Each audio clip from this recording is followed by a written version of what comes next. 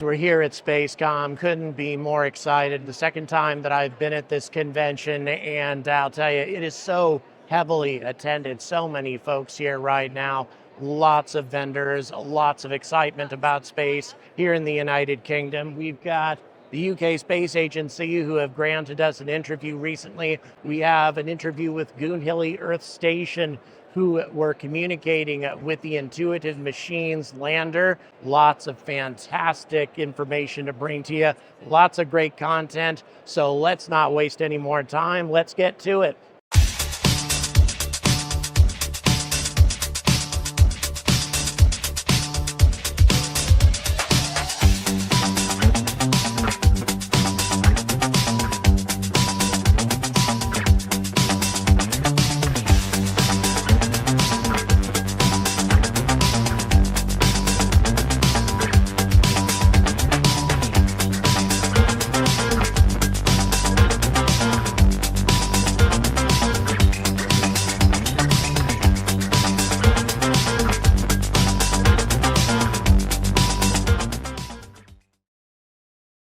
All right, guys, they're keeping us really busy here at SpaceCom. Ian has been kind enough to give us a few minutes of his time. Real quick, would you introduce yourself to the viewers, those who don't know you already? I'm Ian Jones. I'm the CEO at Goonhilly Earth Station. So Ian, tell me something. We're going to dive right into what you guys have been accomplishing lately, which is so very impressive, getting all of these high visibility space missions and providing communication for them. Can you tell us why are they choosing Goonhilly Earth Station to provide these important services for them? People like Intuitive Machines, for example. Yeah, indeed. Well, we have a huge antenna, and I hope we know what we're doing as well. We've got really fantastic expertise at Goonhilly. Loads of missions under our belt now, and we supported Hakuta R landing, Chandrayaan-3, Aditya, Artemis 1, the CubeSats on Artemis 1, and really fantastic mission, the Intuitive mission. Yeah, Right. there's loads of people using Goonhilly to help them go to the moon. It's astonishing. I mean, we're talking space agencies, the length and breadth of the planet that you guys are providing services for now. Tell us, I mean, obviously there's only so much you can tell us about specifics, but in terms of recent events that have happened with landers falling over, it's not just Intuitive Machines. We've had this happen. What are the challenges that come up when that happens to a probe? What can Goonhilly do to help solve it? Yeah, indeed. Well, it's, everybody says space is hard. We know that. Sure. The hard thing is about thinking of all the eventualities beforehand, and gaining the experience of, trying to get things right the first time is really important. But also, inevitably, when you've got so many thousands of different, systems that need to come together, you have to assume that something's going to go wrong. Right. So the key thing then is being able to troubleshoot on the fly. Intuitive, we had the advantage of having the comm loop on 24/7, so we could hear all their joy and pain as they went through their mission. And lots of things go wrong. You work really hard and you put them right, and it's having that combination of the sort of excess capability and lots of experience and just troubleshooting and putting things right when they do go wrong is really critical. So forgive my ignorance. Are you guys handling the upcoming Astrobotic mission as well? You're going to be helping the Griffin landing at all? Well, we'll maybe give you some insight on that when we can. But there are a number of missions coming up that we're going to be supporting. So we'll make sure that you and your viewers know about that when we can tell you what's coming up. But yes, so there's a succession of upcoming missions, and you can certainly expect that Goonhilly will be in the field there. So would you say that the appearance of Artemis and also some of these upcoming interplanetary missions, the fact that there's so many countries who are aggressively going after the moon, for example, I mean, you've already named off Japan, India, the United States, so many countries who are heading to the moon. Has this changed the entire landscape for Goonhilly and your opportunities? It's certainly the business model is really hard. Okay, so moon missions right now are short term. They try and survive the lunar nights, the 14 days of darkness. Right. That minus 150 centigrade temperature. It's really chilly there. Yeah. So, and in practice they don't right now. So you've got something that's a mission that's maybe a month campaign. You can't really run a comms business on a month's worth of work that maybe comes every few years. So what we have at Goonhilly is a very broad business that has, we support multiple different customers. All the big satellite operators use us as a gateway, as a comm service.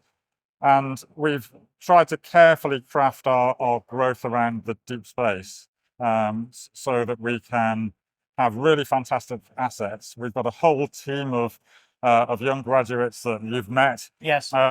Who are fantastic. They've learned the ropes. They've learned to support those missions. But yeah, I think it's going to be quite a tricky business model for a few years to come until there's permanent base on the moon. Right. And then that's when the economy will really start to thrive. Last question, Ian. You guys have managed to accomplish all of this to build a full-fledged interplanetary capable communications system right in Cornwall. And we've talked about budgets before, you and I. Somehow you've done this for tens of millions of pounds, whereas it costs hundreds of millions, if not billions elsewhere. How have you managed to do this? Well, I think it's a case of being grounded. We're on the ground. We keep our feet on the ground, right? And we try and be sensible about it. We grow as we can. Try and make sure that we have good engineering and economic arguments about what we do, and yeah, we take the steps at the appropriate time. We got ready with lots of other technology to roll out, but it's a case of making the steps when it's appropriate. Right. Well, Ian, obviously you've been very successful, and I wish you all the success in the world in the future, all right? Thank you very Thanks so much for your time. Cheers.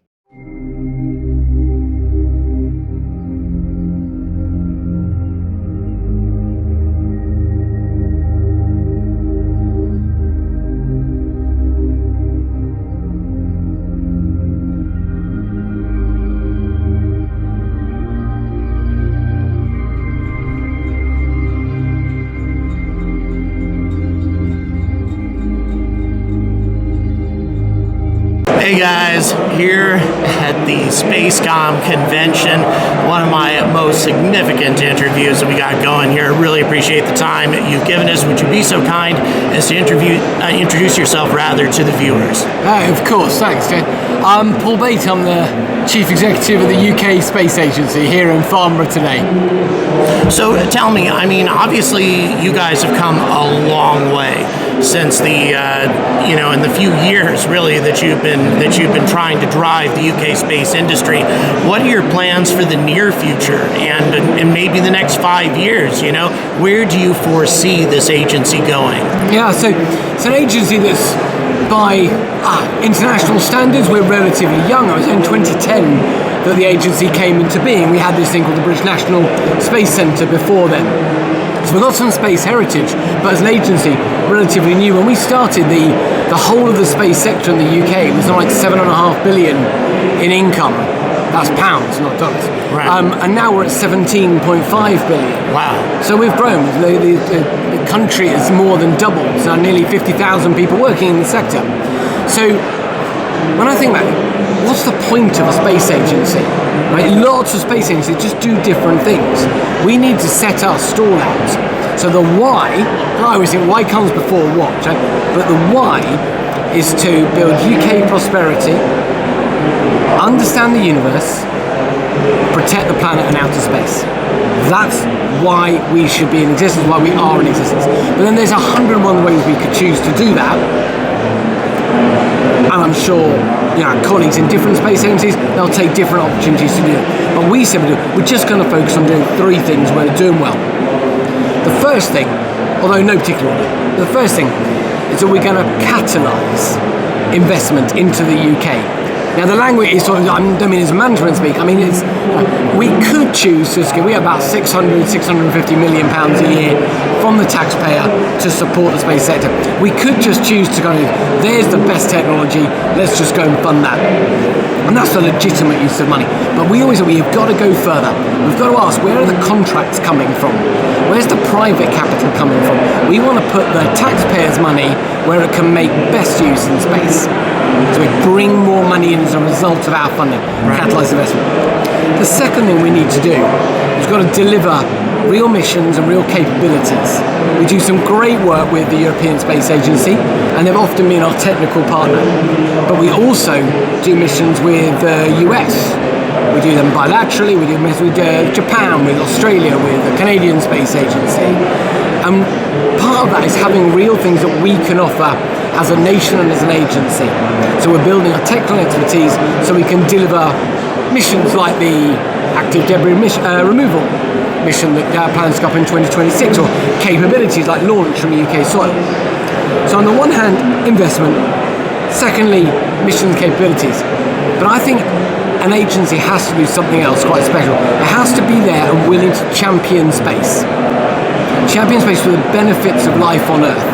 So it's easy to talk about that in the round, inspiration, but I think you'll be as professional in building a satellite as you are in how you engage with a 10-year-old girl who lives in Penrith or in Mansfield up in the north of England. That's a different conversation to an adult on the street. It's a very different conversation with a savvy investor asking themselves, why should I put money into the space sector rather than any other deep tech field? And why should I bring down my money to the UK rather than any other country? But all of those things are about championing space. Yeah, so definitely. those are the three parts of our role, and everything we do stems from that, in pursuit of supporting the government's national space strategy.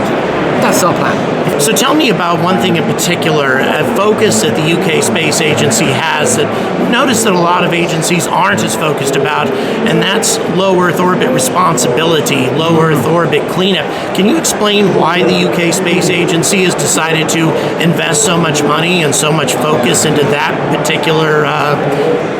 particular priority? Yeah, it's two reasons. So on the one hand, we just think the world needs to worry about this, need to get it right. And we need to get it right before there's a catastrophic accident. So we know that the amount of debris that's going into the space environment is growing at twice the rate of the amount of plastics going into the oceans. That's a pretty sobering thought. We have some history in regulation and licensing, so we want to play our part. But we also think it's a really serious commercial activity for the future. Clearly it's going to need some support from governments to make it so. But we had more satellites go up in the back end, or second half of 2022 than had gone up in the decade beforehand. Right. It is absolutely self-evident that as they come to the end of their life, those satellites are either going to need to deorbit and deorbit safely, or they're going to need end-of-life extension, in-orbit servicing. That is an economy in its own right. So we want to that point I was saying shortly, we always want to kind of catalyse investment by making that market. Right. And we want to have the right missions and capabilities that are the right thing to do for our planet as well as the orbital environment. And so we need to play our part on the world stage. So tell me, in terms, what do you see coming in terms of launch? I mean, that's where a lot of people's interest obviously lies. You've got Saxavord, now an official spaceport, and then you have Cornwall, with plans coming up, that sort of thing. Where do you see the UK, what role do you see the UK playing in European launch here in the near future? How dramatic is the change going to be compared to the way it is now? Right, so we saw a real opportunity for the UK in the small satellite launch market. So I sort of separate out between heavy launch and human space flight, and the launch of small satellites, the high volumes, particularly into those polar orbits. And we did some analysis on this, and of course the first thing we spotted, we sort of knew this already, but it kind of confirmed it, was we had great geographical positioning. Right. If you are on the Shetland Islands, and I'd encourage anyone to go. Not only is it beautiful, but it is also a burgeoning space. I've been there, it's a great place. It really is, it really is. If you look north from the Freddo space pad. The next piece of solid land going north is New Zealand. It's not north at all. Right. They go right over the Arctic Circle, all the way down through the Pacific. That's the sort of range that we're talking about. And because more and more operators want to put their satellites into polar orbits, not least for Earth observation and also communication, what a great opportunity that is. Actually, not just Saxon spaceports, also the Sutherland spaceport at the top of the mainland in Scotland. We expect to see launches from Saxon in 2024, so that's only a few months away now, and from Sutherland shortly thereafter. We've already had one launch from Newquay down in the southwest of England in January of 2022.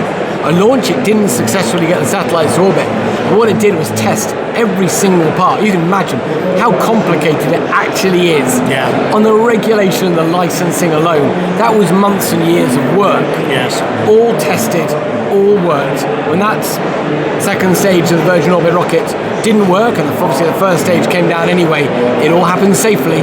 Right. That's down to good licensing and regulation. So we tested that whole system. Really excited about what we can do in Scotland. Because there's that market opportunity and that geographical opportunity, we've got a stated national policy to lead in Europe on small satellite launch. And first mover advantage is important in that. So we want to see the first launch from European soil. Bear in mind, no one's ever done that in Europe to date. To orbit, be from the UK. Watch this space because it's planned this year. It was a fantastic moment. I was there for that event. I was actually the only American journalist to cover it. It was very exciting that time in Cornwall. So disappointing that it didn't go off the way we wanted, but nevertheless very exciting. So tell me this. I spoke to Dr.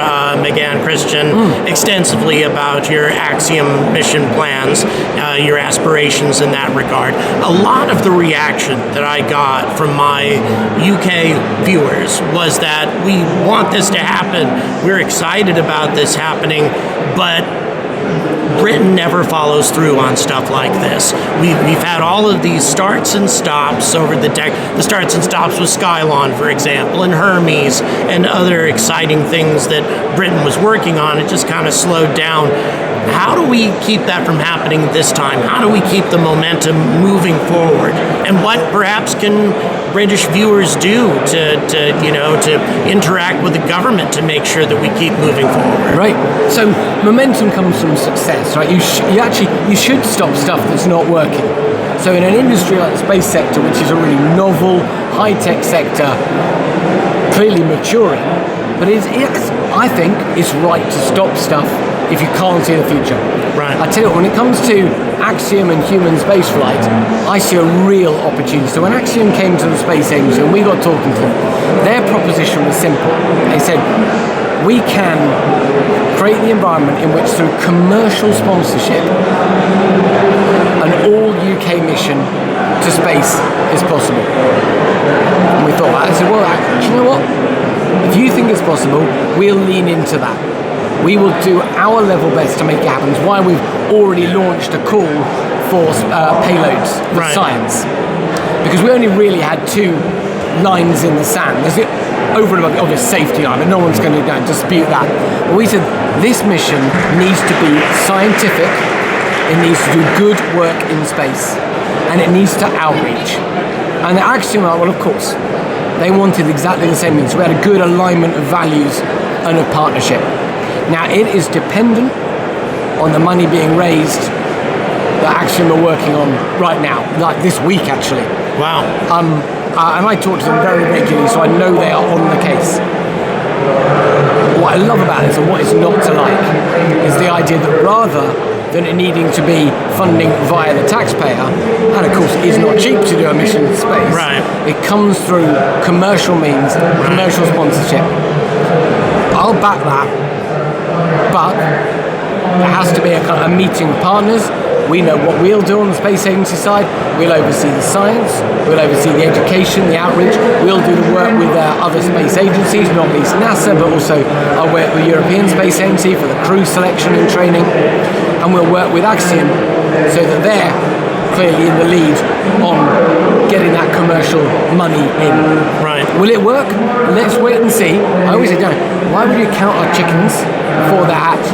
But also, you've got to lean into these things if you want to make them happen. Sure. You've got to have some professionalism, you've got to have some passion. I think this country wants us to have an astronaut program. Yeah. We've never been in a situation historically where we've had as many astronauts selected.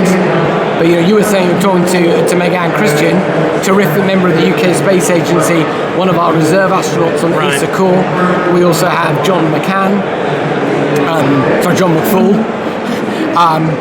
an astronaut with a disability, the first Right. astronaut with a disability. He also happens to be a Paralympian. He also happens to be an orthopedic surgeon. Wow. Can you imagine the research he can do on the space No station? doubt.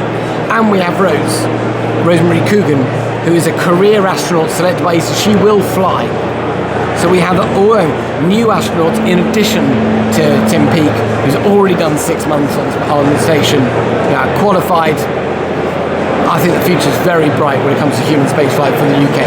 Fantastic. Last question then. In regards to the future of the UK Space Agency versus where it is now, most people know that currently the UK Space Agency's budget through the government is not all that large if you compare it, say, to France. How do we get your agency to the same level as France? Because the size of the economies are very much the same between the two countries.